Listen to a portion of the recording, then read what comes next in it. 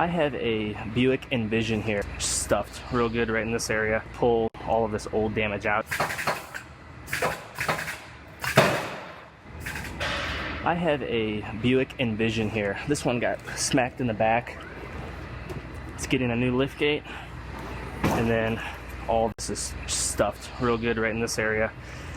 So it's getting a new rear body panel, which I have right here. But first, I'm gonna clamp it to the frame bench, and I'm gonna pull all of this old damage out. Use this old panel to pull everything out first, just in case other stuff is shifted that's connected to that. Once I get it all pulled out, then I will go ahead and get this back panel cut off and start fitting the new one up.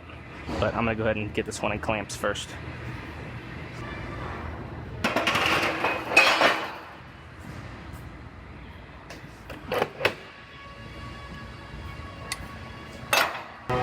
So they have measurements of where they want these clamps to go, and you go off the center of the rear wheel, and they want this one 790 millimeters, just right, actually exactly just about where I have it, right about there. And the front one they want at 2025 millimeters, which is going to be there.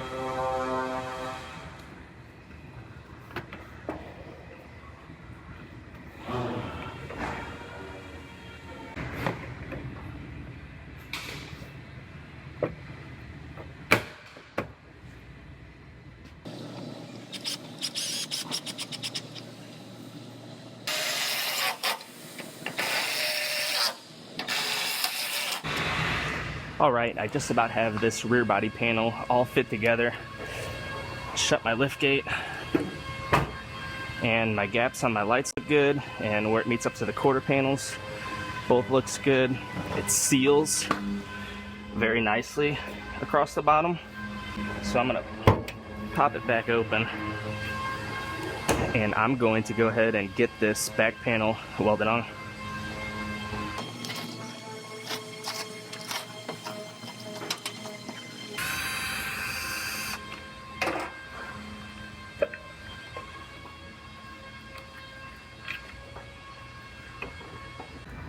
So I'm going to go ahead and I'm going to do a test weld with this spot welder before I actually start welding, and then I'll destructive test the weld to make sure that it is working correctly.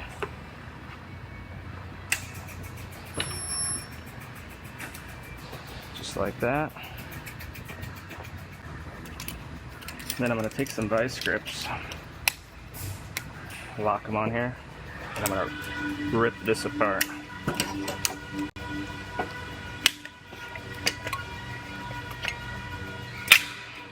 Just like that. See how that tore out? When you get the weld to tear out like that, that's exactly what you want. If it were to just pop apart or something weird like that, that means it's not getting penetration through the two panels. So, but it's working good, so I'm gonna go ahead and get this spot welded on, then I'll do my MIG welding after that.